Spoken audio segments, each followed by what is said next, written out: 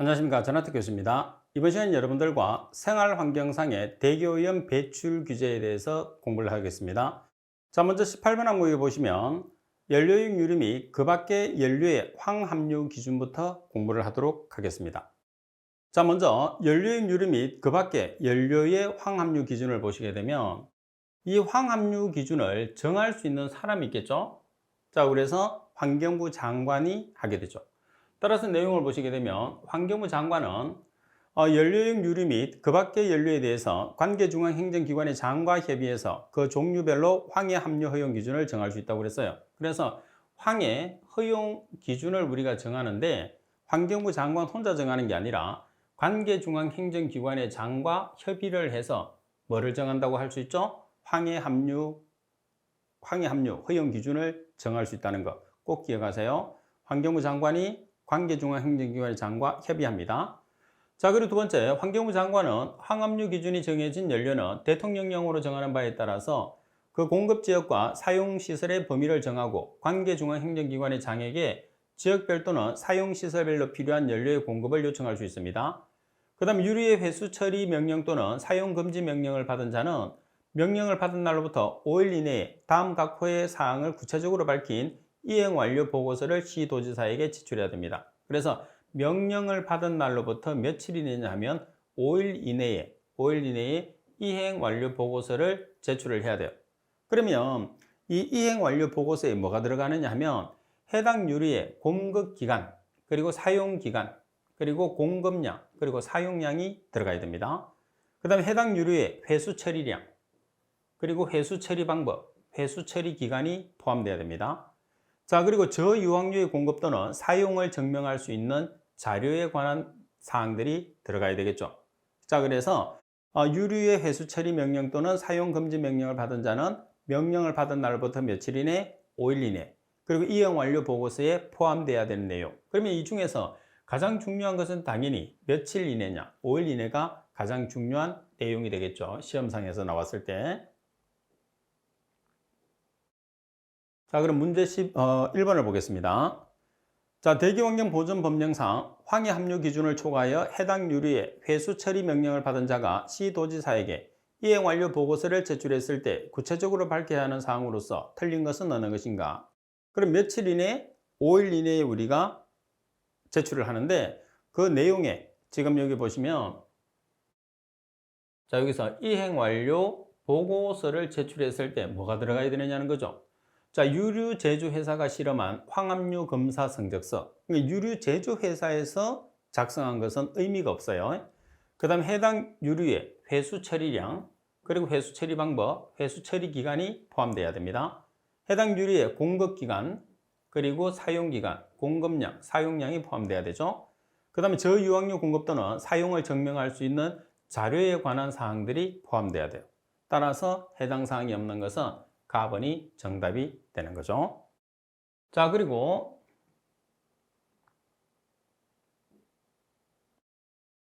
자, 두 번째 보시게 되면 고체 연료의 사용 금지에 관계되는 내용이 나와 있어요.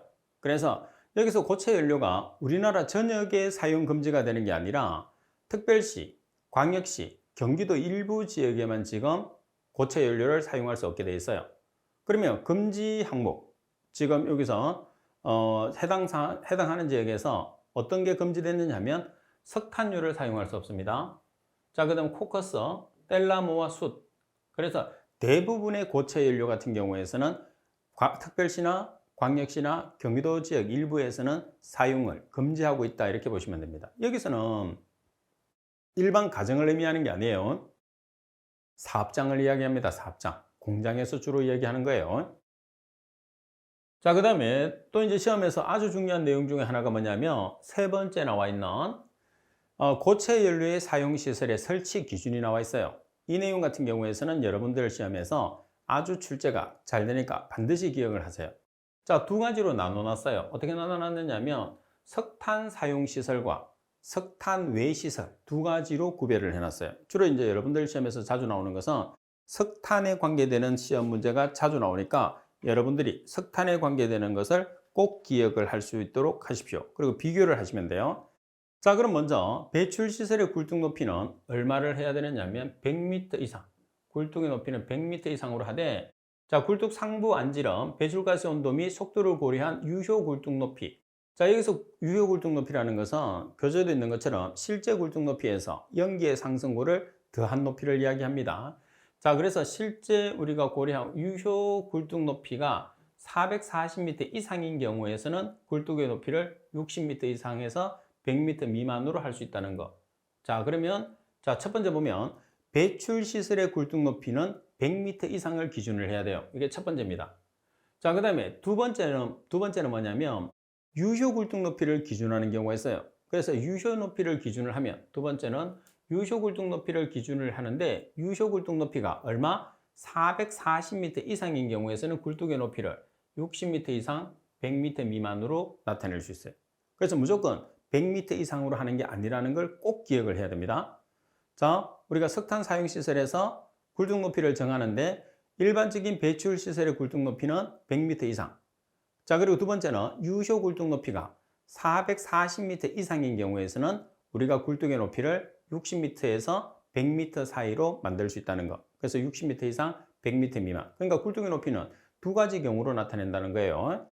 자, 그 다음 미연에 보시면 석탄의 수송은, 석탄은 우리가 비산될 수가 있기 때문에 반드시 밀폐 이송시설 또는 밀폐통을 이용해서 이송을 합니다. 그리고 석탄 저장은 옥내 저장시설 또는 지하 저장시설을 하는데, 자, 옥내 저장시설은 밀폐형 저장시설을 포함하고 있습니다. 그리고 지하 저장시설, 그리고 석탄의 연소제는 밀폐통을 이용해서 운반합니다. 석탄의 연소제 자체도 비산되기 때문에 반드시 밀폐통을 이용해야 된다는 거.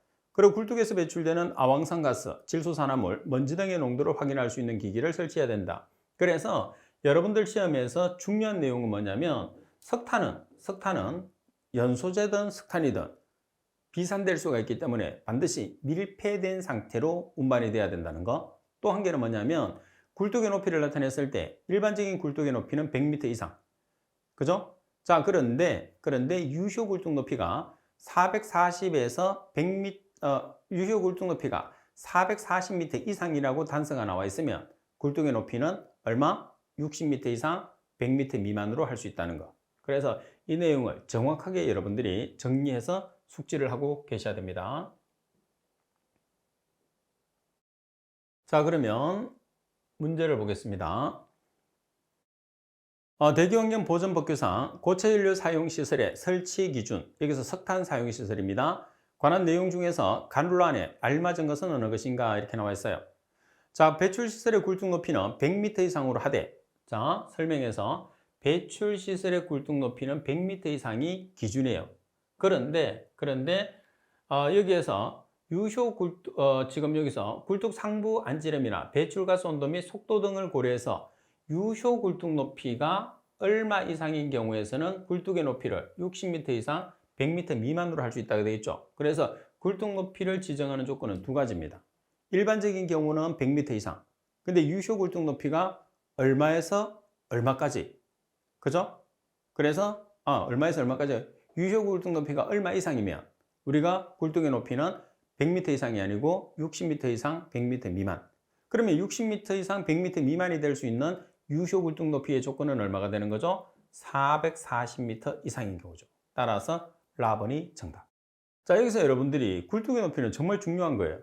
그래서 굴뚝 높이는 중요한데 일반적인 배출 시설 같은 경우에서는 100m 이상으로 해야 되고, 반면에 유효 굴뚝 높이가 440m 이상인 경우에서는 굴뚝의 높이를 60m 이상, 100m 미만으로 할 수 있다는 거 꼭 정리를 해 놓도록 하십시오.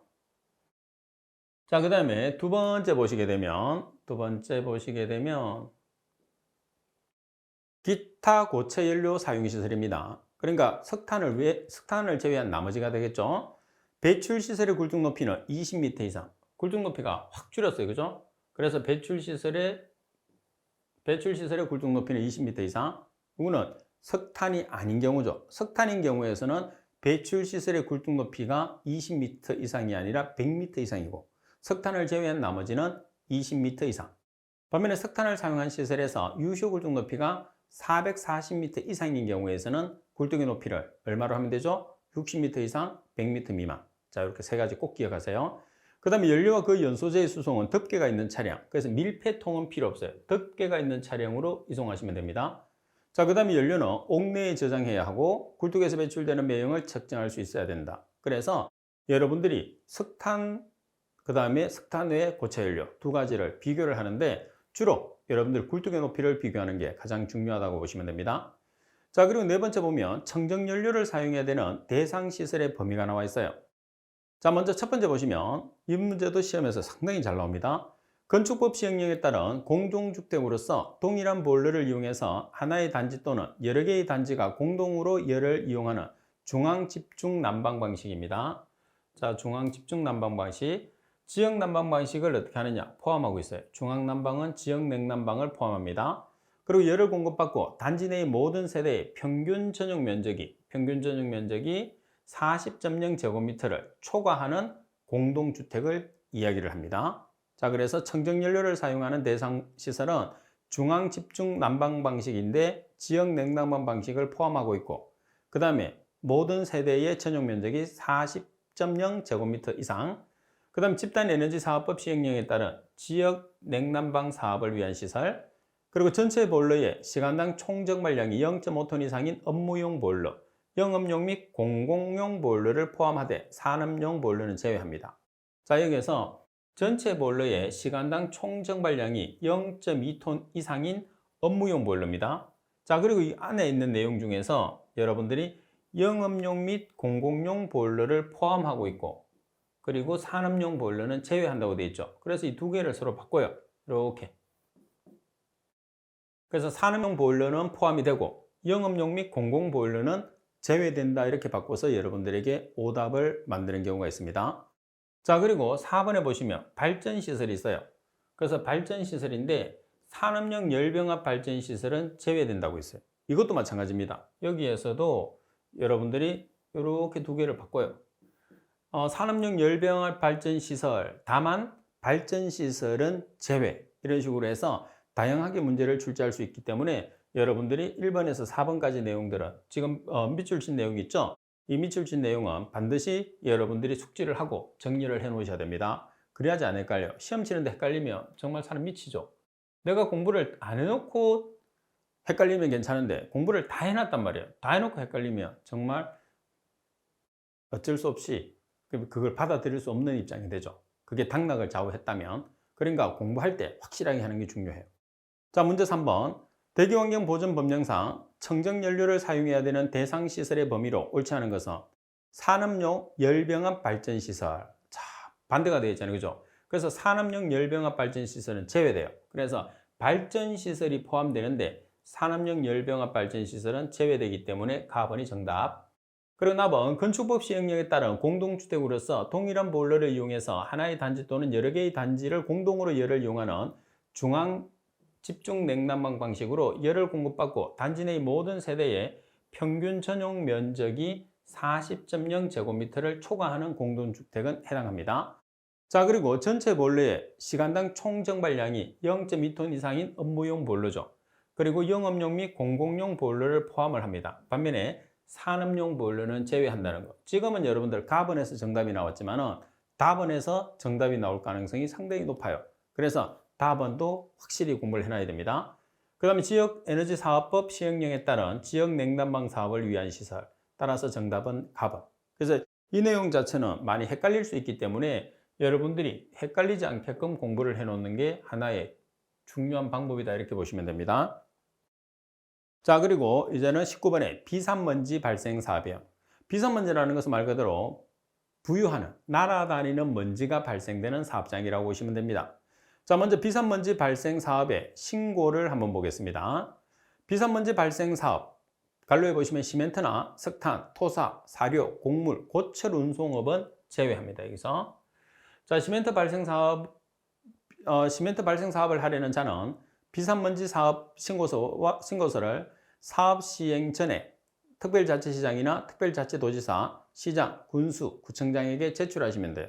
그러면 변경 신고를 해야 되는 경우가 있어요. 어떤 경우에 변경 신고를 해야 되느냐 하면 조건이 바뀌면 다 변경 신고를 해야 된다고 생각하시면 됩니다. 그래서 사업장의 명칭, 대표자를 변경해야 되는 경우, 그 다음 비산먼지 배출 공정을 변경을 해야 되는 경우, 자, 배출 공정을 변경해야 돼요.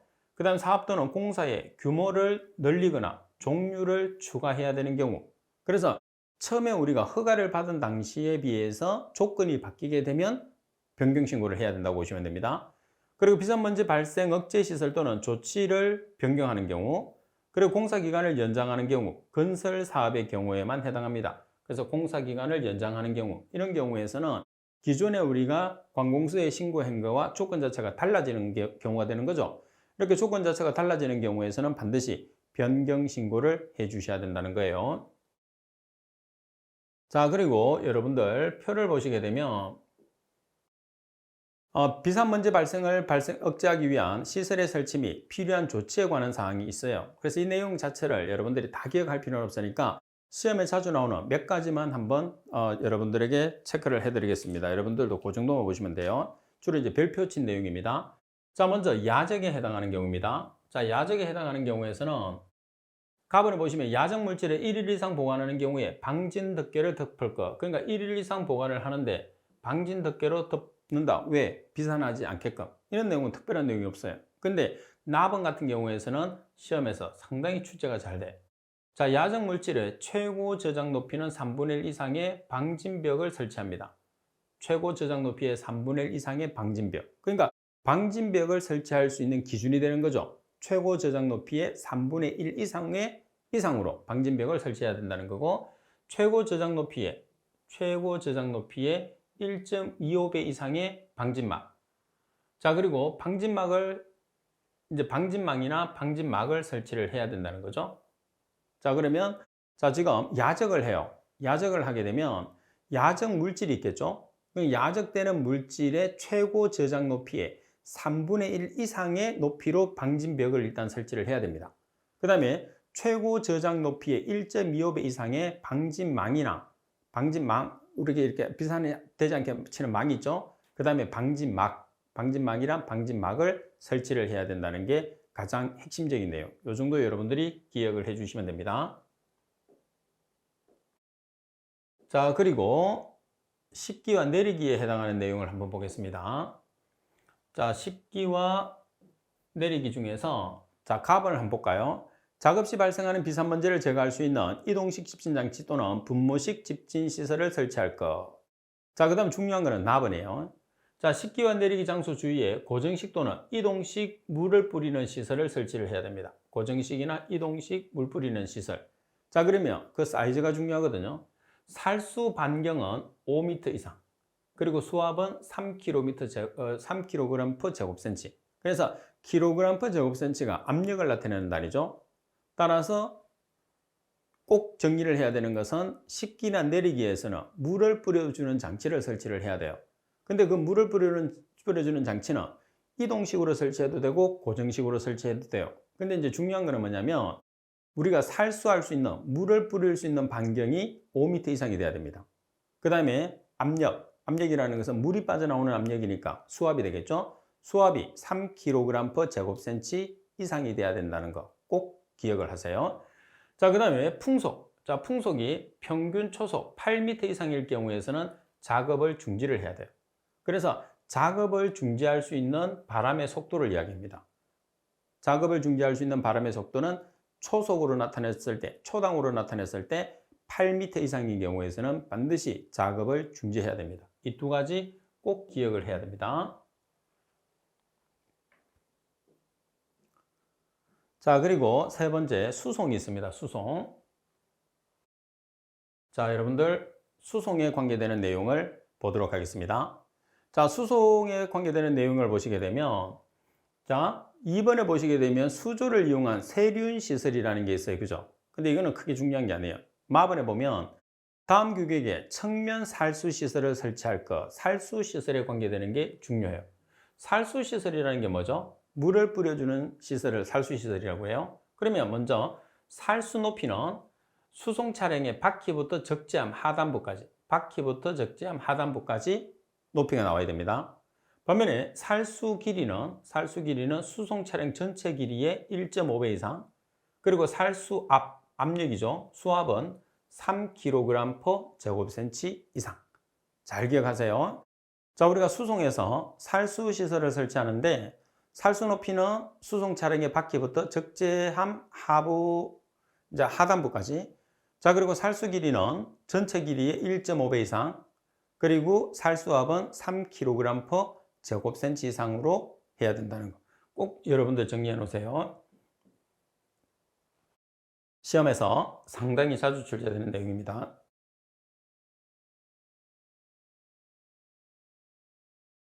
자, 그리고 야외 절단에 대해서 한번 보겠습니다. 조건 자체에서 야외 절단에 보시면 우리가 이제 그 자르는 걸 절단이라고 하는 거죠. 근데 야외에서 절단을 하는데 작업을 중지해야 되는 조건이 있어요. 그러면 작업을 중지해야 되는 조건 자체는 우리가 풍속을 가지고 나타내는 거거든요. 그러면 이 풍속을 기준하는데 얼마 이상이냐면 8m 이상이에요. 그래서 전반적으로 우리가 야외 작업을 했을 때는 거의 대부분의 작업이 초속 8m 이상이 되면 작업을 중지한다는 것을 여러분들이 꼭 기억을 하고 계셔야 돼요.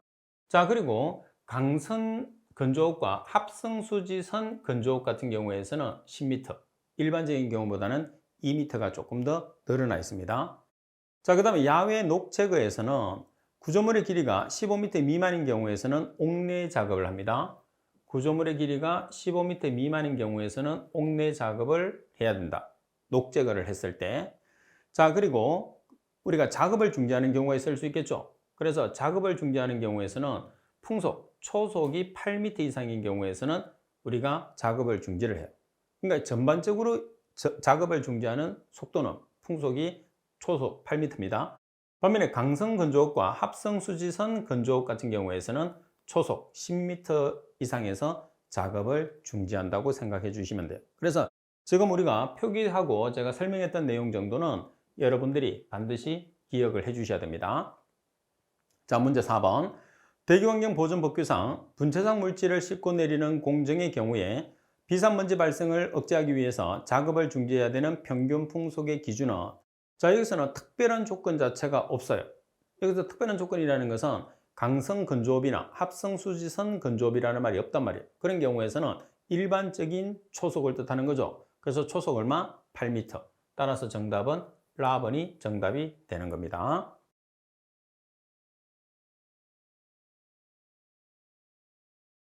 자, 그리고 문제 5번에 대한 문제를 보겠습니다. 문제 5번.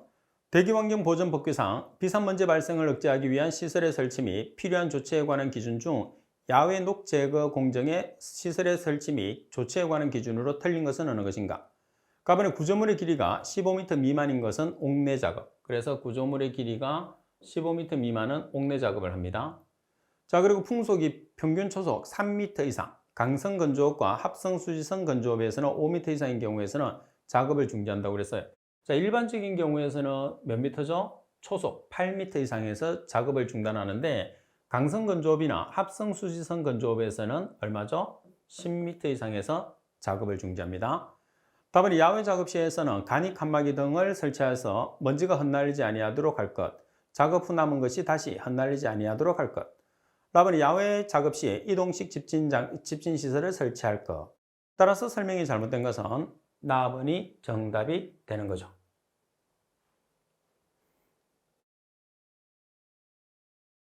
자, 그리고 20번 항목입니다. 자, 20번 항목에 보시게 되면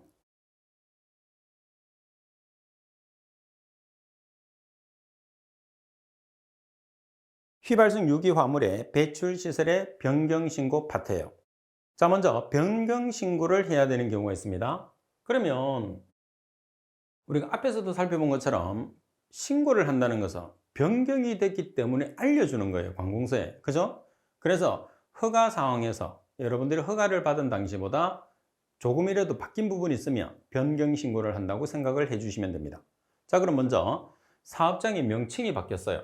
그리고 대표자가 바뀌었어요. 그럼 당연히 신고를 해야 되겠죠. 그죠? 그리고 설치 신고를 한 배출시설의 규모의 합계 또는 누계보다 100분의 50 이상이 정설되었어요. 이 경우에서도 당연히 변경 신고를 해야 됩니다. 자, 그리고 휘발성의 유기화물의 배출, 억제, 방지 시설을 변경하려고 해요. 그 다음 휘발성 유기화물의 배출 시설을 폐쇄하려고 합니다. 그리고 휘발성 유기화물의 배출 시설 또는 배출 억제, 방지 시설을 임대하는 경우, 이런 경우에서는 전부 다 우리가 변경 신고를 해 주셔야 돼요. 그래서 말씀드린 것처럼 기존에 우리가 허가 사항에서 허가를 받을 당시보다 변경된 게 있으면 여러분들이 당연히 변경 신고를 해야 된다고 생각하시면 돼요. 근데 지금 이 내용에서 숫자적인 내용이 있기 때문에 주로 여러분들이 오답으로 출제하는 거는 요거 거거든요. 그래서 100분의 50 이상 증설하는 경우에서 반드시 변경 신고를 해야 된다는 그 정도로 기억을 꼭 해 주셔야 됩니다. 그래서 100분의 50 중요해요. 이 숫자를 바꿔서 이제 출제를 하겠죠. 이 자체만으로 문제가 출제될 수도 있고. 자, 문제 6번에 보시게 되면 대기환경보전법규상 휘발성 유기화합물을 배출시설의 변경 신고는 설치 신고를 한 배출시설의 규모의 합계 또는 누계보다 얼마 이상 증설하는 경우에 하해하느냐고 그랬어요. 자, 그러면 숫자상으로 보면 100분의 얼마죠? 100분의 50 이상 증설하는 경우에 우리가 신고사항이 됩니다. 따라서 100분의 50 이상이 되니까 라번이 정답이 되는 거죠. 자, 그리고 두 번째 내용을 보시게 되면 자, 변경 신고를 하려는 자는 신고 사유가 조금 전에 우리가 봤던 1번 변경 신고를 하는 경우에 해당하는 경우는 그 사유가 발생한 날로부터 며칠 이내에 시도지사나 시도지사 시장에게 제출해야 되느냐면 사유가 발생한 날로부터 30일 이내, 우리가 숫자는 상당히 중요해요. 며칠 이내에 제출하느냐는 것은 법규상에서. 그래서 시험에서도 자주 출제를 할 수밖에 없는 거죠. 자, 그리고 여러분들 세 번째 보면 휘발성 유기화합물의 규제에서 대통령령으로 정하는 시설이 있어요. 그러면 대통령령으로 정하는 시설이 네 가지가 있는데 꼭 숙지를 해야 됩니다. 어떤 내용이 있느냐면 석유 정제를 위한 제조, 그리고 저장, 출하 시설이 있습니다. 이거는 석유 정제예요. 자, 그리고 석유화학 제품의 제조업에서 제조, 그리고 저장, 출하 시설. 그러니까 석유 정제와 석유화학 제품 제조업에서는 제조, 저장, 출하 이 규제가 해당합니다. 그 다음에 저유소를 기준하게 되면 저유소는 저장, 출하. 저유소는 보관하는 걸 뜻하는 거죠. 보관을 해서 또 출하를 해야 되겠죠. 그 다음에 주유소 같은 경우에서도 저장, 주유, 그리고 세탁시설, 이렇게 네 가지에 해당을 해요. 대통령령으로 정하는 시설은. 그럼 여기서 주로 오답으로 많이 나오는 것은 세탁시설이 주로 중요한 건데 시험에서는 세탁시설은 거의 다 들어갑니다. 근데 세탁시설을 넣으면 학생들이 헷갈려해요. 그래서 세탁시설도 포함이 된다는 거. 다시 정리를 하게 되면 대통령령으로 정하는 시설은 석유 정제나 석유화학 제품의 제조업에서는 제조, 저장, 출하, 그 다음에 저유소에서는 저장, 출하, 주유소에서는 저장, 주유, 그리고 세탁시설이 포함이 된다는 거예요. 자, 문제 7번을 보도록 하겠습니다. 자, 문제 7번을 보시게 되면 휘발성 유기화합물을 설치하려는 문제 7번 대기환경보전법령상 특별대책지역 안에 휘발성 유기화합물을 배출하는 시설로서 대통령령으로 정하는 시설이 아닌 것은 어느 것인가 그랬어요. 자, 석유화학 제품의 제조업에서는 제조, 그리고 세탁시설 들어간다고 그랬죠. 그리고 저유소의 저장. 그러면 해당하지 않는 것은 뭐예요? 무기화합물의 분석 실험실하고는 전혀 관계없죠. 답은이 정답이 되는 겁니다.